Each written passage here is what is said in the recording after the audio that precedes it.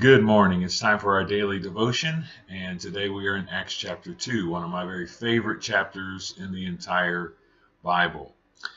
There are way too many ideas to talk about in Acts chapter 2 in a short devotion time, but there is a theme I want to talk to you about, and that is that every time I read this chapter, I'm amazed at the change in Peter. Just a few weeks earlier, we have Peter who's cowering at the fire while Jesus is being tried by the high priest and then by Pilate. He denies that he even knows Christ. And now we have him in Acts chapter 2 boldly standing and preaching the word, but even more, pointing a finger at the Jews and saying, you are the ones who crucified him, you're the ones who are responsible for his death, and giving them what for? What happened?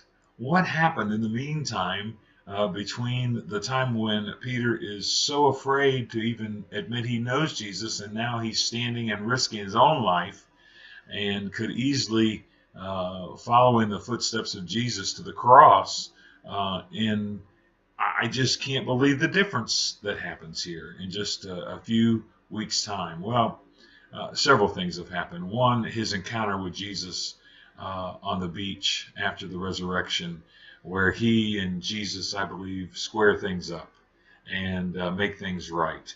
And Peter is so sorrowful that he's denied Christ. And Jesus lovingly ministers to him and says, if you love me, feed my sheep. I think that's the first ingredient. Secondly, he spent 40 more days with the resurrected Jesus. He has seen Jesus now in all of his glory, in all of his power. And then lastly, at the beginning of Acts chapter 2, we see the followers of Jesus filled with the Holy Spirit. Jesus had promised in Acts chapter 1 verse 8 that after the Holy Spirit was come upon them, they'd receive power.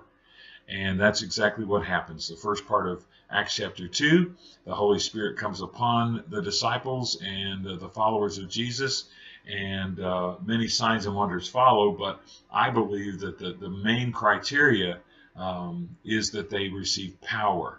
And so Peter stands boldly in the middle of all these critics and those who are making fun and those who are saying they're drunk and those who are skeptical and those who are responsible for the crucifixion of Jesus. And he tells it just like it is, in boldness, in power, and in courage. Now, what does that say to you and I?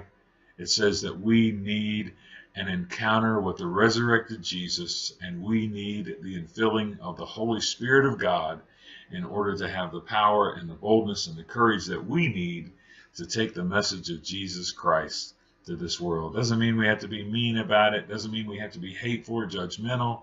Doesn't mean that we have to treat people badly. Just the contrary. We will treat people like Jesus treated people.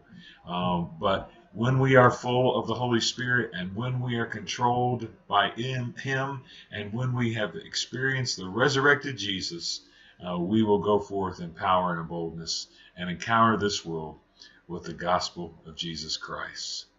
Why don't you ask God to fill you afresh and anew today with His boldness and His power, and go make it a great day. Tell somebody about Jesus, and I'll see you tomorrow.